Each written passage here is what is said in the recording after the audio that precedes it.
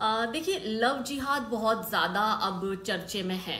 मैंने कुछ दिन पहले इंस्टाग्राम पे एक लाइव करी थी, क्योंकि मैं फेसबुक पे ब्लॉक थी और इंस्टाग्राम पर उसका बहुत बड़ा इफेक्ट हुआ है। मैं आपको रियली बताऊं कि टीनेजर जिन जिन टीनेजर लड़कियों के साथ ऐसा हुआ है, उनमें से काफ़ी लड़कियों ने मुझे कांटेक्ट किया और कहा कि दीदी एग्जैक्टली वैसा ही हुआ है हमारे साथ, जैसा कि आपने अपनी वीडियो में हमें बताया कि ये पहले हमें फुसलाते हैं, हम इनके प्यार में पड़ जाती है, फिर ये हमारे न्यूड पिक्चर्स एंड वीडियोस अपने पास में रखते हैं और फिर हमें ब्लैकमेल करते हैं और इनके से हमारी शादी भी हो जाती है। तो हमें उस स्टेज पे छोड़ते हैं कि ना तो हम बच्चा लेकर हम जाए कहाँ, तो हम उनके वहाँ फंस जाती है।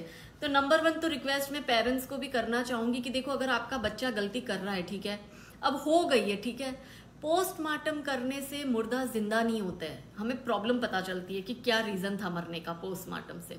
अब आप वही बात का पोस्टमार्टम करोगे कि तूने गलत किया, तू भाग के गई, तूने मुल्ले से शादी करी, अब जा वहीं पे मर, हम क्यों अपनाए। अगर हम ऐसा करेंगे तो हमारा बच्चा कहाँ जाएगा? या तो वो सुसाइड करेगा या उसके ससुराल वाले जो है उसको काट के सुटकेस में डाल देंगे। अब जिस बच्चे को 9 महीने कोख में रखा है, अगर हम उसकी ये गलती माफ ना कर सके तो आपको क्या लगता है कि वो बच्चा जाएगा कहाँ? दूसरा, इससे एक ये होगा, फ्यूचर के लिए भी मैं सोच के बोल रही हूँ कि मुस्लिम्स को पता है कि हिंदू एक नहीं है और हिंदू की लड़की अगर हम ले जाते हैं तो बाद में माँ बाप भी नहीं अपनाएंगे, तो हम जो मर्जी उनके साथ वो कर सकते हैं। तो अगर हम हमारी बच्चियों को अपनाते हैं तो एक संदेश भी जाएगा कि भाई तुम जैसा सोच रहे हो वैसा नहीं है, तुम हिंदू की लड़कियों के साथ जो मर्जी वो बिहेवियर नहीं कर सकते हो। इस सोसाइटी को तुम्हें जवाब देना पड़ेगा और इसके लिए मैं चाहती हूँ कि दमखम से वो पेरेंट्स भी आगे आए, अपनी बच्चियों को बचाए इन जिहादियों के हाथ से। देखो, एक पल के लिए समाज और ये सब लोग क्या कहेंगे ये सब भूल जाओ। हमारा बच्चा है, अगर वो सुबह का भूला शाम को घर लौट आता है तो उसे अपनाने में मुझे नहीं लगता कि कोई दिक्कत होनी चाहिए। अभी आपने ये जो सिख की जो दोनों लड़कियां कश्मीर में जो हुआ और हमने जो देखा, उसमें समाज से वो लड़का आगे आया, उसने उस लड़की का हाथ थामा।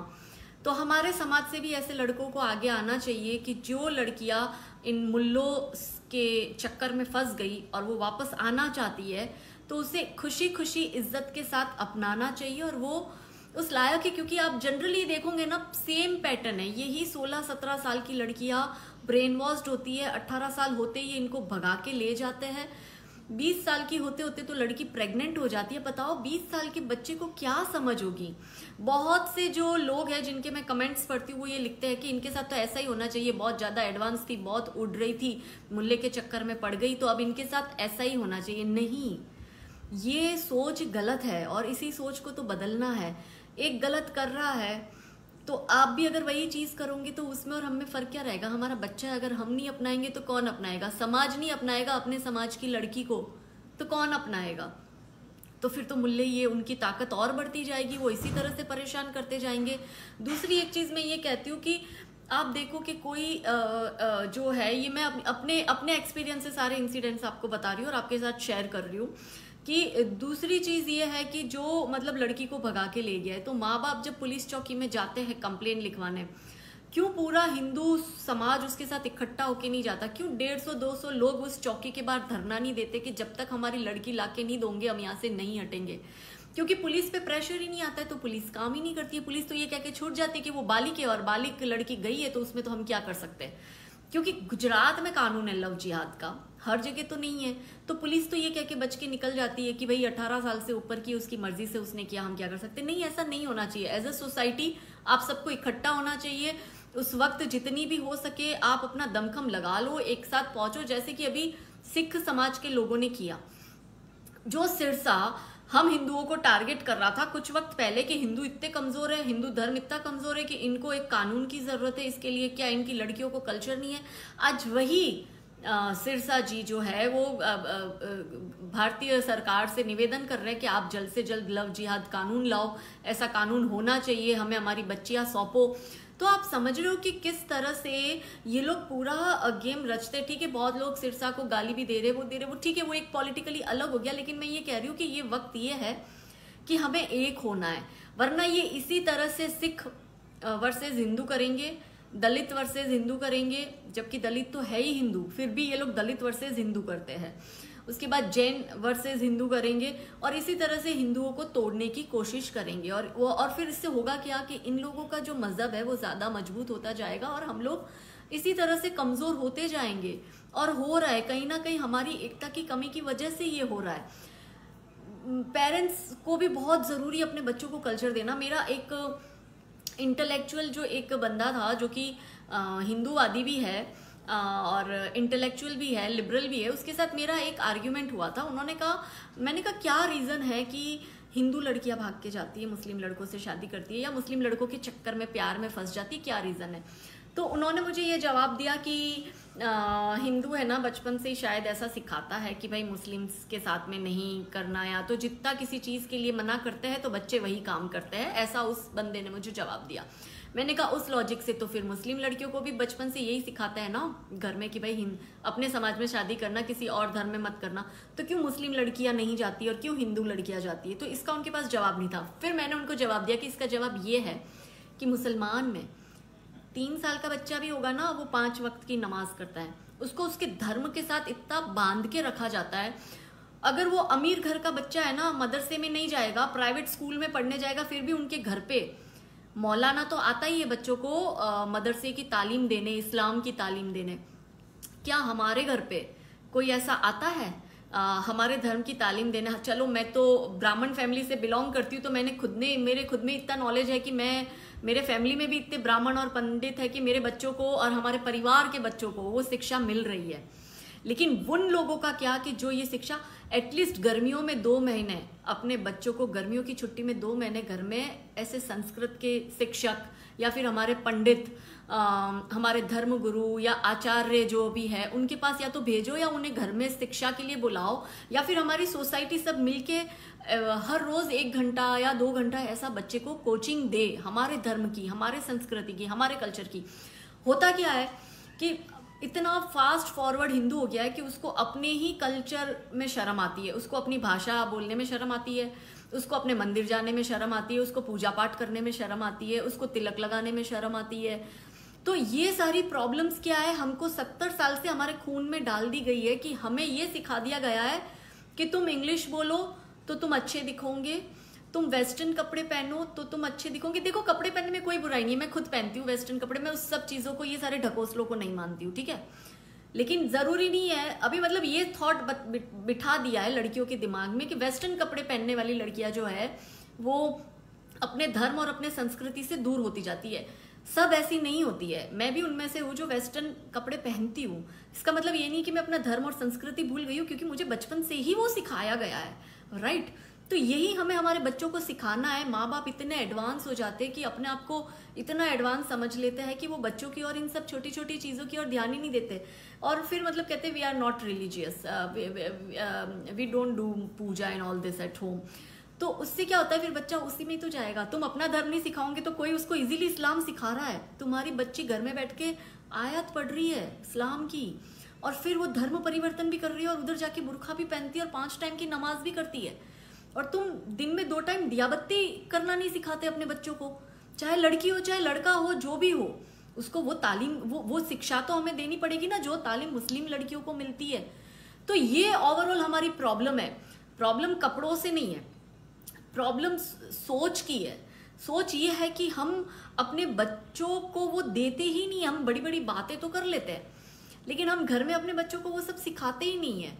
मैंने अभी मेरे बच्चों के वैकेशन थे तो मैंने उनको बहुत सारे टारगेट दिए, उनको बहुत सारे मंत्र याद करने को, उनको पूरी स्टोरीज, हनुमान जी की पूरी स्टोरी थ्रू आउट मैंने उनको बताई समझाई, राम जी की थ्रू आउट बताई समझाई, एक एक उसका हनुमान चालीसा का एक एक दोहा पढ़कर मैंने उनको समझाया कि इसका मीनिंग क्या होता है। तो वो पेन तो हमें देना पड़ेगा ना। अगर हम नहीं देंगे तो बाहर कोई उसको आयत पढ़ा के चला जाएगा और तुम्हारा बच्चा चला जाएगा, फिर हम रोते रहते हैं। और फिर हमारी बच्ची अगर परेशान भी हो रही है तो फिर हम इतने रिजिड हो जाते हैं कि हम हमारी बच्ची के साथ खड़े नहीं रहते, और फिर वो या तो सुसाइड करेगी या मार दी जाएगी या फिर घुट घुट के मरी जाएगी उसमें। तो सोसाइटी को अवेयर कैसे करें, यही तरीका है अवेयरनेस का। और आप लोगों से मेरी विनती है कि ज़्यादा से ज़्यादा आप इंस्टाग्राम पे आओ, वहाँ पे सिस्टमेटिकली ये मुल्ले हिंदू लड़कियों के ब्रेन वॉश कर रहे हैं। एक छोटे से गाने पे 30 सेकंड 40 सेकंड पे वो मुल्ला लिपस्टिंग कर रहा है और हमारी लड़की जो है ऐसे पंचर छापों के पीछे पागल हुई जा रही है। बस ऊंचे ऊंचे बाल ऐसे मकड़ी जैसे ये दिखते हैं और लिपसिंग कर कर दो शायरियाँ इनके, तो मतलब पता है ना आपको, इनको शायरी वायरी मारने में तो ये उस्ताद है।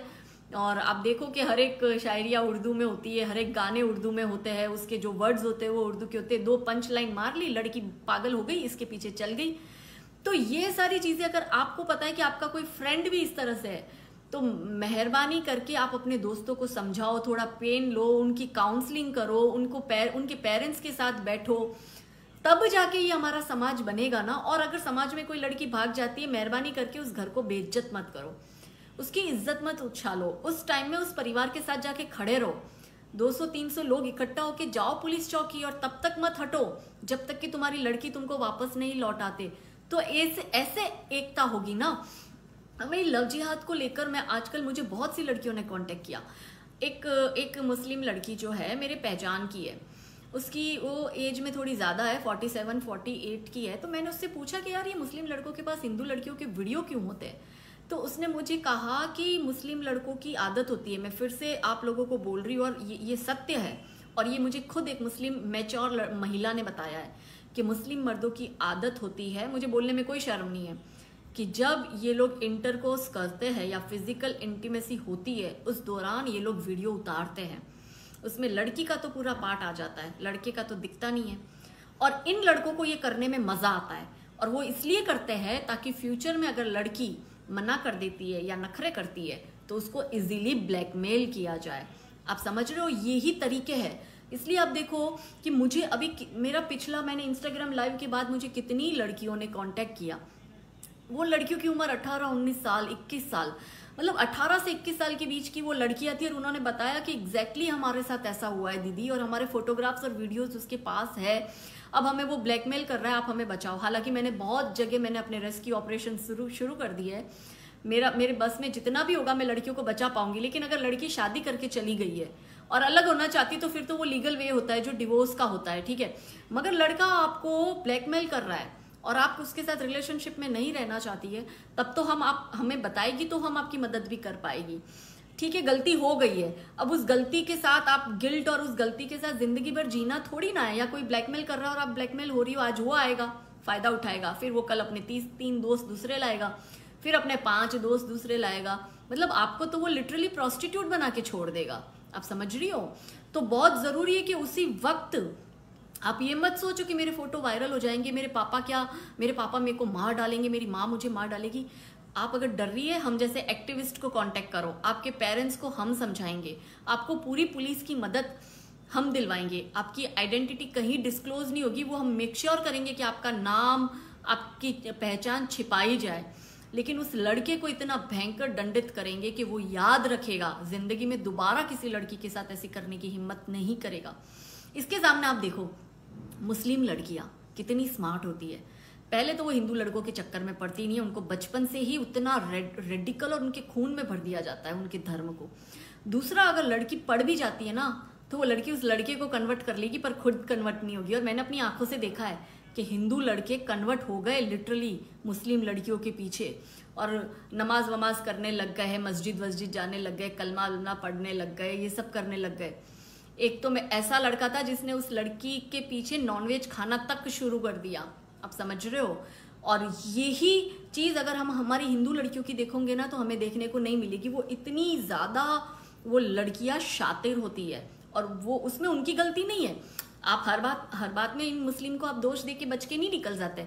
हम कह रहे हैं आप बैल मुझे मार, अब बैल आके मार रही है, फिर हम विक्टिम प्ले कर रहे हैं और कह रहे हैं बैल ने मुझे मारा। अरे पर बुलाया भी तो तुमने ही, तो हम क्यों बार बार इन लोगों को दोष दें। इनका तो काम ही ये जिहाद करना, टारगेट करना, हिंदू लड़कियों को ब्लैकमेल करना, गंद मचाना, क्राइम करना, आतंकवाद करना, लूट मचाना, बलात्कार करना, चोरी चकारी करना, डकैती करना, लड़कियों को फंसाना, इनको ये बच्चे पैदा करना, 4 शादियां करना, इनको तो यही आता है।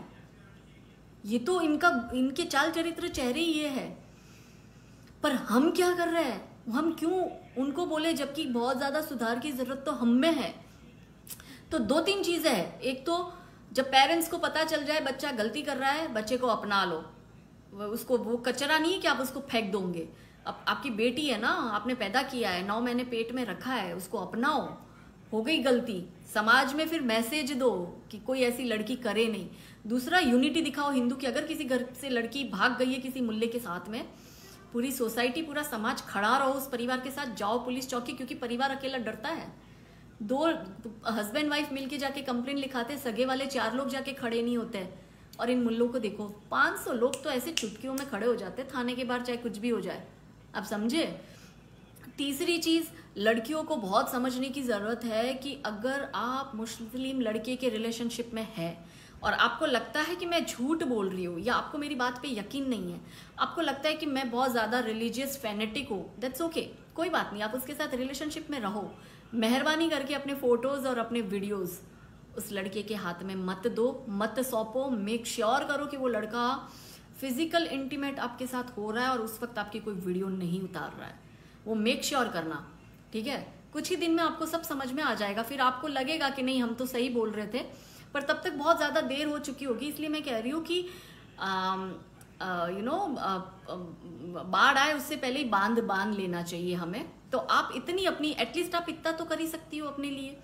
आपकी जो दोस्त है जो इस तरह से कर रही है, आप बहुत समझा रही है, वो मान नहीं रही, तो उसको एटलीस्ट 2-3 चीजें कहो कि बहन ये गलतियां मत करना, ठीक है, कि जो पहले कर चुके हैं।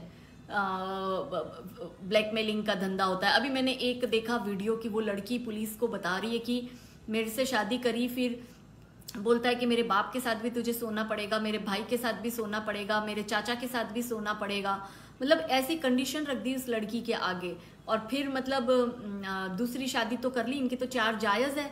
तो आप समझ लो ये सारी ऑल टुगेदर बहुत सारी प्रॉब्लम है, लेकिन इसमें बहुत जरूरी है कि एज ए सोसाइटी हम कैसे खड़े रहे।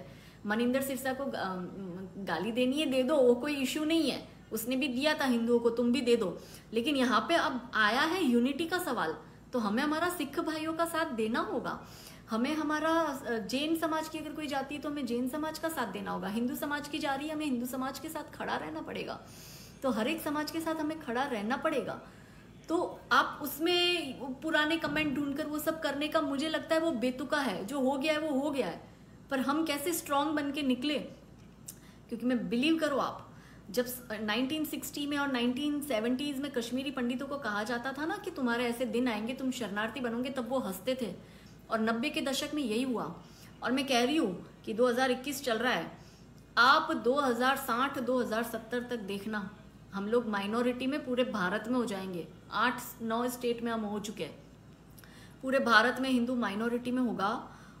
और हो भी सकता है कि प्रधानमंत्री कोई मुस्लिम आ जाए, ठीक है। हमने देखा ही है कि किस तरह से एक पूरा समूह लगा हुआ है इन लोगों को सशक्त करने में। फंड इनको बाहर से आ रहा है। यहाँ पे आप कोई भी, हमारी भाजपा के सिवाय कोई भी पॉलिटिकल पार्टी ले लो, सारा इन लोगों का ध्रुवीकरण कर रही है, इनके वोटों का। तो अगर इसमें हम लोग एक नहीं होंगे, हम दलित, राजपूत, जाट, मराठा, ब्राह्मण, क्षत्रिय, वैश्य, शूद्र, इन सब में बटे रहेंगे, तो हमारे ऊपर वो दिन दूर नहीं है कि कोई मुल्ला हमारे पे राज करेगा। और फिर तब सोचो कि हमारी क्या हालत होगी और हमारी बहन बेटियां कितनी सुरक्षित होगी। चलो पैसे वाले लोग तो देश छोड़ के चले जाएंगे, मैं क्यों इतना पेन ले रही हूँ? मुझे क्या जरूरत है इतना पेन लेने की? मेरे को कोई मेरा कोई मुंह मतलब नहीं है, ना ही मुझे कोई जरूरत है। मैं इसलिए ले रही हूँ क्योंकि मेरे बच्चों का भी फ्यूचर इस देश में सिक्योर रहे और उस देश में शांति से रहे, वो हमारे ही देश में शरणार्थी ना बन जाए। इसलिए ये सारे प्रयत्न किए जा रहे हैं।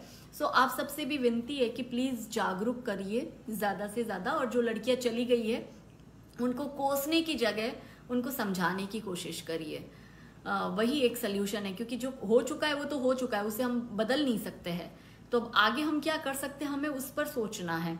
एनीवेज मैं यही बात कहने आई थी। आप लोगों के कुछ सवाल है तो पूछिए। आज मैं भी काफी दिन से आप लोगों से बात नहीं कर पाई हूँ, तो उस पे बात कर लेते हैं। गरीब का साथ कोई नहीं देता। अगर तुम अमीर हो तो सब साथ देंगे और गरीब है तो कोई साथ नहीं देगा। लेकिन गरीब भी अपने समाज में तो रहता है ना, उसकी सोसाइटी तो होती है, उसका एरिया तो होता है, क्यों नहीं लोग वहां मिलकर उसके साथ जाते। मैं बहुत से गरीब लोगों की आवाज बनती हूँ। मेरे को पता है कि बहुत से गरीब लोगों की सुनी नहीं जाती, उनकी कंप्लेन भी नहीं ली जाती। तो जब मेरे पास वो मामला आता है तो मैं खुद पुलिस चौकी जाती हूँ, उनकी जो भी मदद कर पाऊँ वो मैं करती हूँ। कभी कभी मेरा आधा दिन पुलिस चौकी में निकल जाता है। ये सारी चीजें मैं सोशल मीडिया पे डालती भी नहीं हूँ, बहुत सी लड़कियों को रेस्क्यू करती हूँ, बहुत से लोगों को मदद करती हूँ, बहुत से लोगों के साथ अन्याय हो रहा है तो मैं जाती हूँ, मतलब जहाँ पे मेरे गुजरात का अगर इशू है तो मैं जितना भी बन पाए वो मैं करती हूँ। लेकिन मैं पूरे भारत में तो नहीं पहुंच सकती, वो आपको पता है, क्योंकि मैं कोई प्रधानमंत्री तो हूं नहीं कि पूरे भारत में पहुंच जाऊं। और आपके कुछ सवाल है तो बताइए आप। Bina Tiwari Dixit, thank you so much. आपके अगर कोई प्रश्न है तो मुझे बता दीजिए। मैं ठीक हूँ रंजीत सिंह जी, आप बताओ आप कैसे हो। लव जिहाद से रिलेटेड दिन ब दिन बहुत ज़्यादा सिस्टमेटिकली ये पूरा काम किया जा रहा है, इसको अंजाम दिया जा रहा है और हिंदू लड़कियों को टारगेट किया जा रहा है। अब होता क्या है ना, पता है, इंस्टाग्राम पे ये सारी फिल्म एक्ट्रेस वगैरह है, ये सारे मॉडल्स वॉडल्स है, बहुत ज़्यादा लिबरल लोग हैं उसमें, और हमारी लड़कियां क्या है उनको फॉलो करती है ब्लाइंडली। तो अगर उन्होंने करा है तो ठीक ही करा होगा।